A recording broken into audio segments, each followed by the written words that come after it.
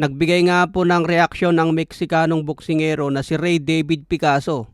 Ito ang nakalaban ni The Monster Inoue sa Japan. Boxer na rin ito ng MP Promotions mga boss. Sabi niya sa kanyang post, mayabang at walang galang si Casimero. Dapat igalang ang bawat boksingero lalo na ang tradisyon na Mexican boxing. Kahit kailan gusto kitang labanan at tanda kong harapin ka. Andito lang ako, Casimero.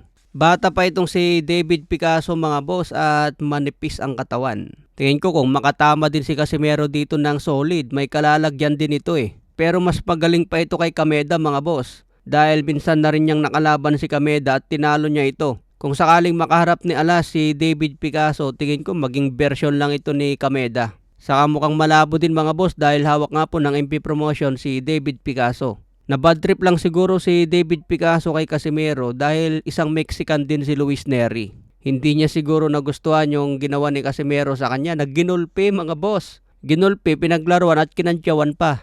Kaya na bad trip si Picasso kay Casimero dahil isang Mexican ang ginulpi. Sa iba pang balita, may reaksyon na nga po si Atty. Ed Tolentino sa naging panalo ni Cuadro Alas. Matatandaan na bago ang laban, sinabi ni Atty. Ed Tolentino na sa tingin niya mas malakas sumuntok si Luis Nery sa mataas na timbang. At sinabi rin mga boss na si Casimero ay walang game plan. Kumbaga papasok lang daw sa ring at babanat ng malakas. Kahit nga daw leche plan wala eh. Kasi parang wala nang fight plan. Kahit leche plan wala eh. Pero matapos nga po ang laban ni Alas, sabi ni Atty. Tolentino na itong si Luis Nery, bago pa man lumaban, pinalambot na niya ang katawan, pinatay na niya ang sariling katawan. Dahil irresponsable daw si Luis Nery.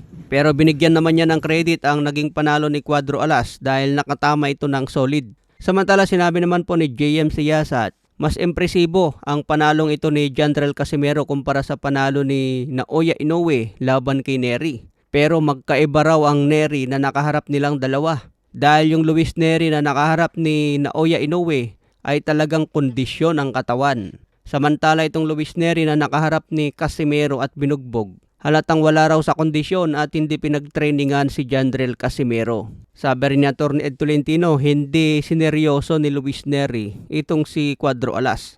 Pero kahit 100% ang kondisyon ni Nery mga boss, yung style niya, akmang-akma kasi sa style ni Casimero. Kaya wala nang dahilan yun mga boss, style make fight talaga. Hindi naman talaga takbuhin yan si Luis Nery, lumalaban yan ng sabayan. Kaya yung style niya pabor kay Casimero, kahit 100% pa yan si Luis Nery. Mahirapan lang talaga si Casimero sa mga takbuhin na boxer. Sa iba pang balita, sobrang saya nga rin po ni Koki Kameda na promoter ni Casimero. Dahil napatagay kasama si Casimero. Natuwa din siya sa impresibong panalo nito sa laban. Samantala mga Japanese fans, gusto na nga rin po makita na maglaban si Casimero at Inoue. Dahil sa panalong ito ni Jandrel Casimero, gusto na rin ng maraming Japanese fans na makita siyang lumaban kay Inoue. Kaya kailangan lang tuloy-tuloy ang laban ni Alas hanggang mapalaban sa world title shot. Mas papansinin kasi ng kampo ni Inoue si Casimero kung may hawak itong titulo. Okay mga boss, hanggang sa muli nating updates.